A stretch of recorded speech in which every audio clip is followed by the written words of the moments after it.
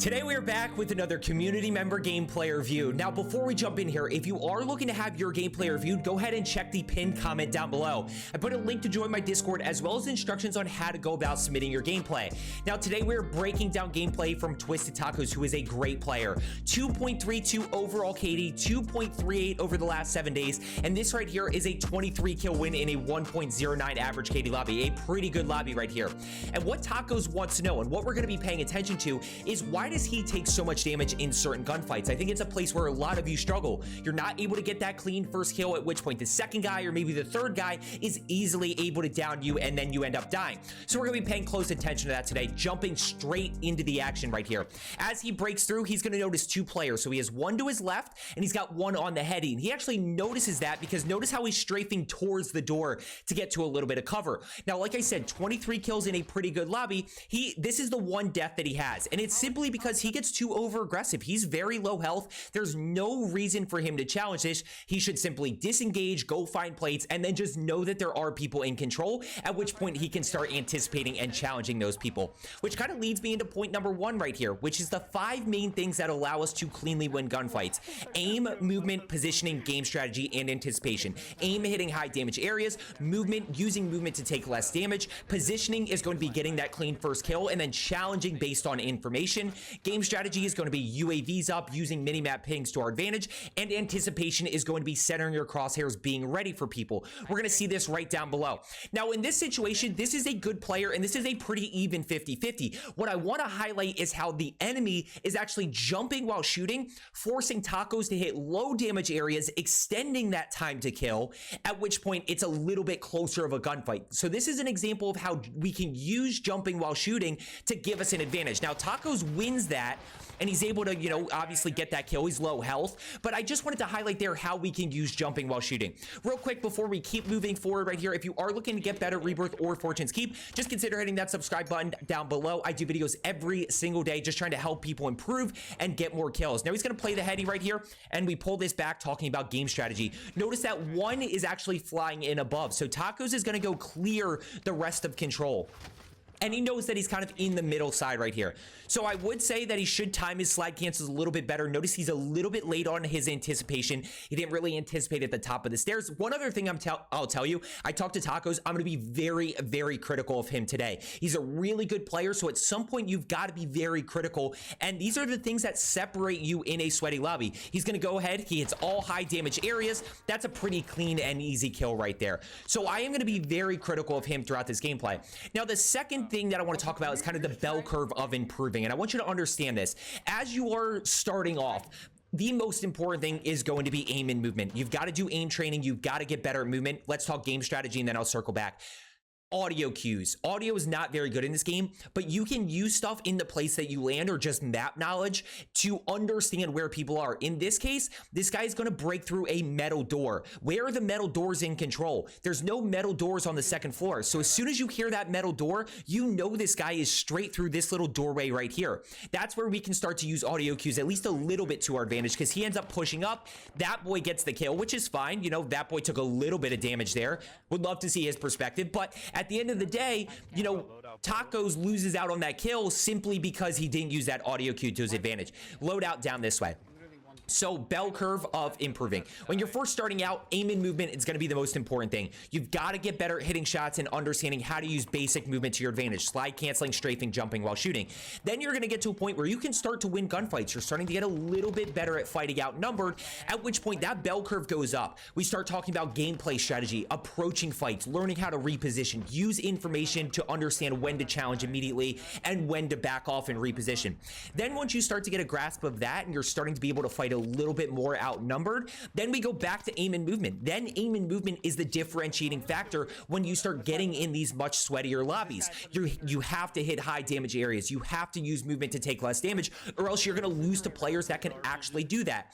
He's going to just miss this guy right here. That's unfortunate. That took a long time. You got a lot of hit markers right there, unfortunately. So 3 kills, 10 other teams. We will continue to talk about certain things and analyze these things in the situations. Now, one thing I will say about Tacos right here is that Tacos tends to put himself in bad situations, or at certain moments puts himself in bad situations throughout this game. He's able to get himself out of them because he's a very good player, but he never should have been in them to begin with. And we're going to talk about what he did wrong and how to avoid those. The last thing I will say, and I'm going to, like I said, very hypercritical of Tacos here. A little bit later on, I'll point it out. Tacos gives up on the 20 kill game. He straight gives up on it. We've got third circle. Let's go ahead and keep playing because we're a little bit away from a gunfight. So he's going to push over left right here. He sees people pushing in. He gives up on the 20 way too early. He still gets it, but it could have been a much higher game. He's able to hit the shot right there.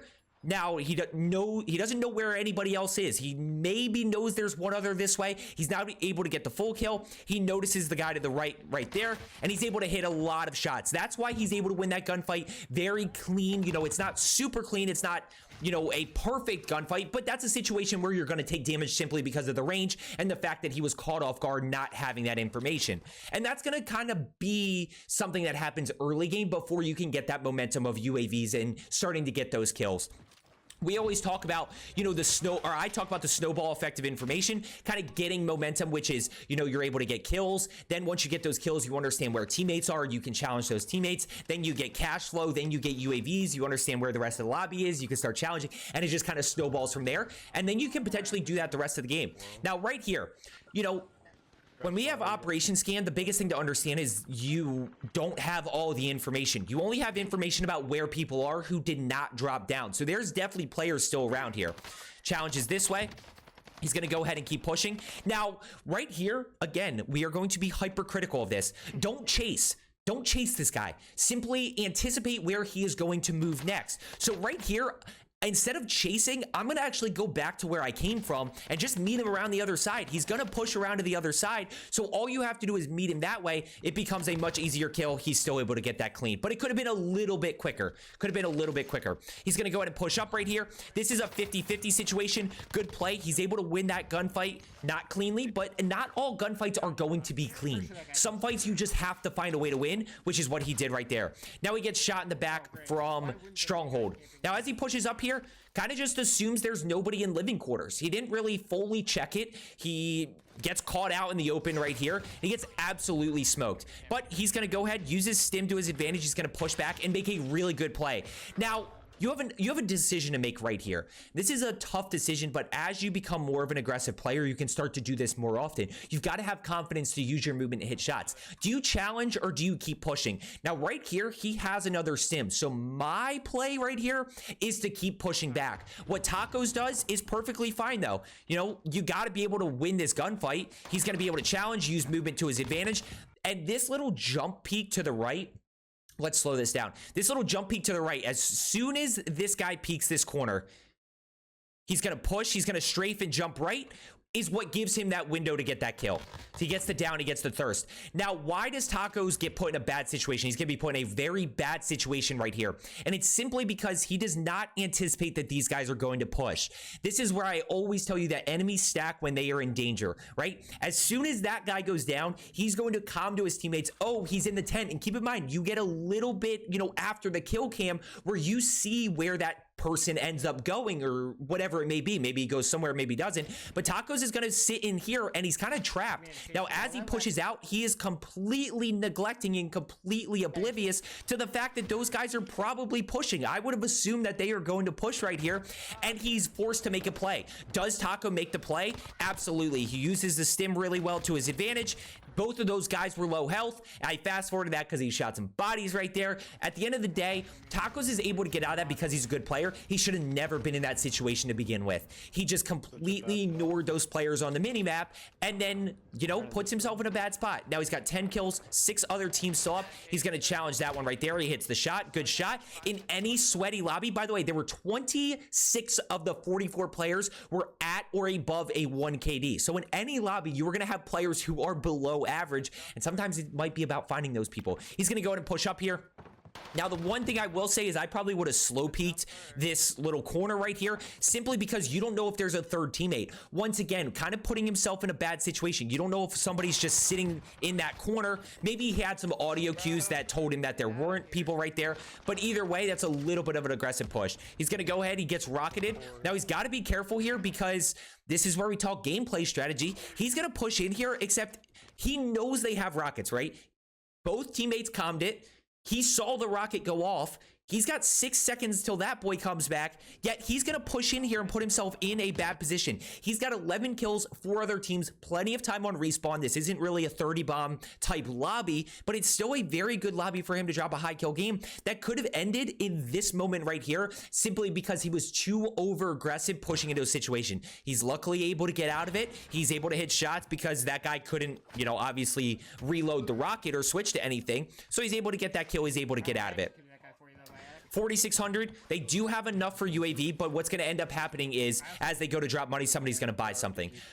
So when we talk about, he's going to end up pushing over to control. So when we talk about anatomy of a 20 bomb, 6 kills in the first, 6 kills in the second, right? Or 12 by the end of the second. That 12 can be split up any way you want it. 4 kills in third and then 4 kills in the end game. He's on 20 bomb pace right here, and there's still plenty of time to respawn. Although he's not, he's going to give up on it, like I said, which is a mistake that you should never make. You know, when you are on pace for a 20 bomb, you can always kind of farm the lobby. You can always get more free kills during endgame. Now, let's talk about this situation right here. He gets shot from over at control. Then, because I want to talk about this because this is a play a lot of you make. I 100% know it is. He's going to go ahead. He's going to see what he can find. Fire sale happens. And what does the guy that shot him do? The guy that shot him immediately goes for the buy. Has no clue that Tacos is going to push over.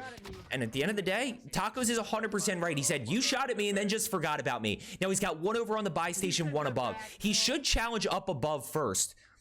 Which, you know, this is a little bit of a risky play. Why do I say he should challenge up above first? Well, this guy's definitely on buy station right here. But at the end of the day, if this guy was looking at Tacos and the guy from the roof was looking at Tacos, he's going to get shot by 2 people. If he challenges the roof guy first, then he can easily take out the roof guy with no threat of being shot by the guy down here. So that's just a little bit of a smarter play. He's able to get the break. He's going to go ahead and push in. And he does have that UAV to his advantage. Good job right there. Now, why does he get away right here?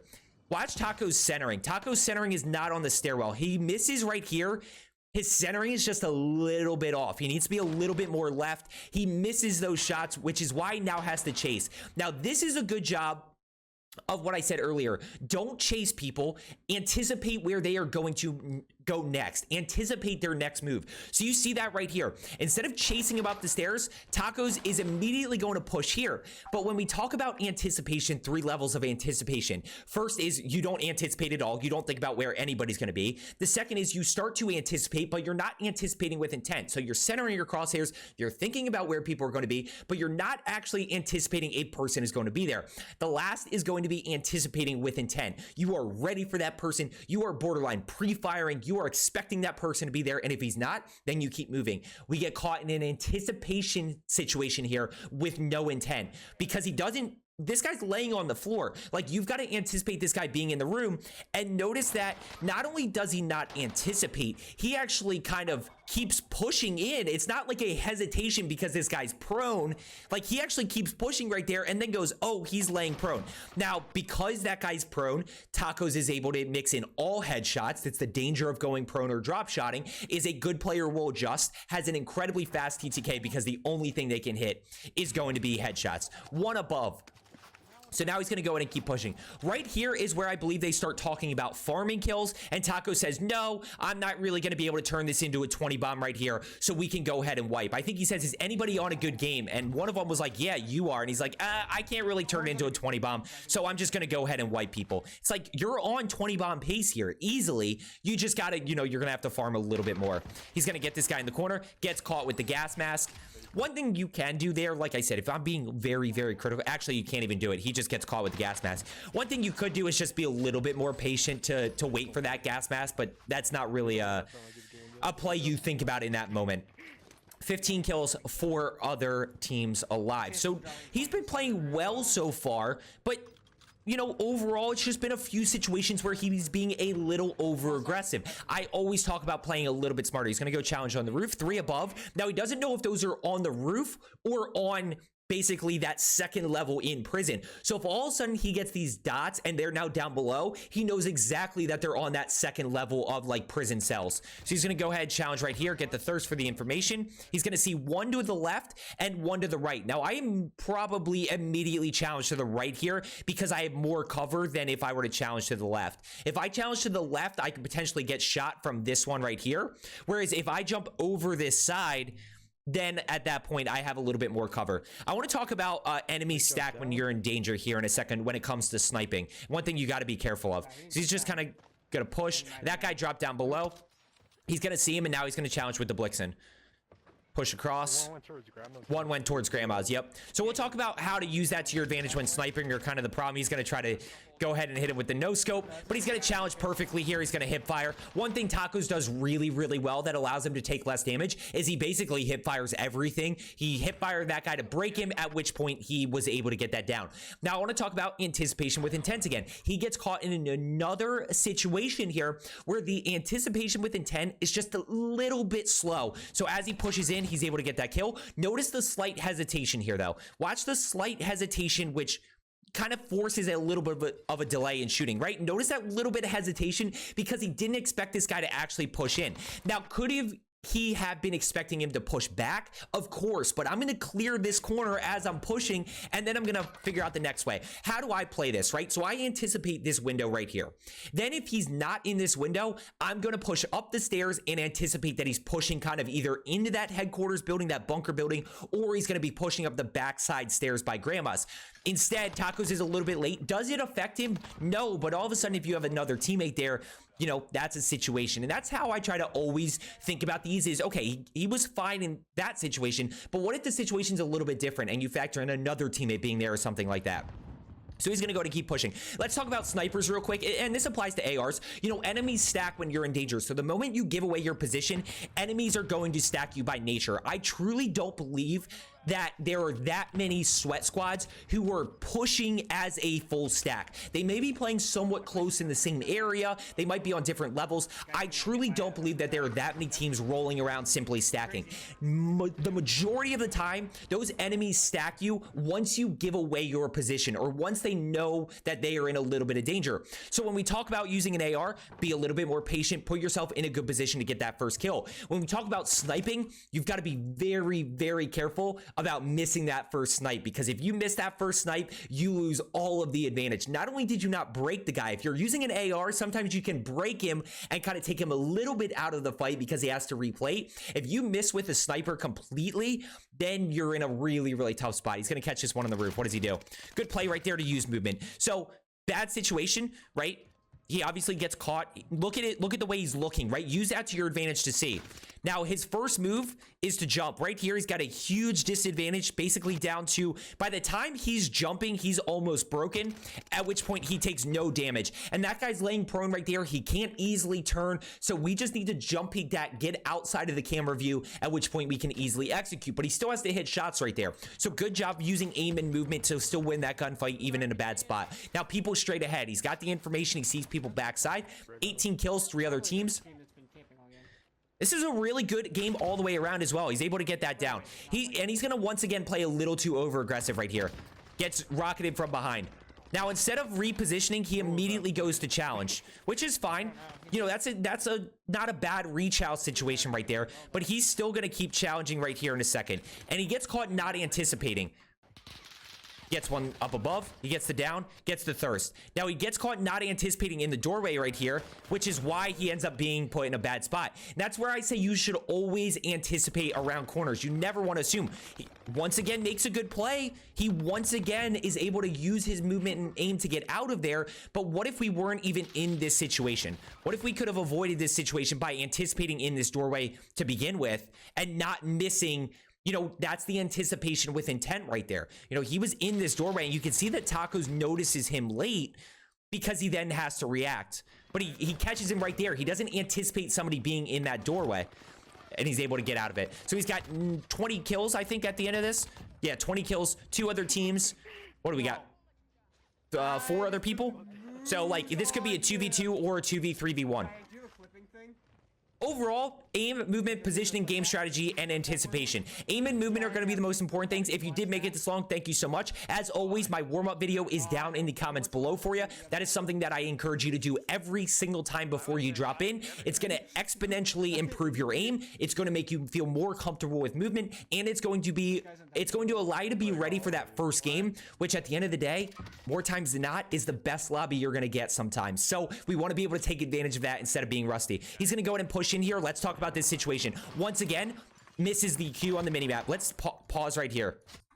So it looks like he's looking right here. This guy's on his level, but look how late it takes him to, look how long it takes him to react, right? He's able to use movement. Once again, he bails himself out of that situation. But what if we could not even be in that situation? What if we could avoid that? What if there's a third player right here and now you go down simply because you were a little bit late on your anticipation and you end up going down to the third guy? So this is where we need to react a little bit quicker. You know, his slide cancels a little bit late. Look how wide he takes this, right? So he's not out just yet. He's able to bail himself out with the movement right there. Last two players. Obviously gets the noti that he's on the boat from them shooting. So he's going to use that to his advantage. 22 right here. I think he gets 23. Yeah, it's 23. He's going to hit one of these. He's going to hit the snipe right here. Down right there. Give me the toes, baby. Give me the toes. There's the 23 kill win. So I hope you found today's video helpful. As I always say, let's get better today, and I will see you tomorrow.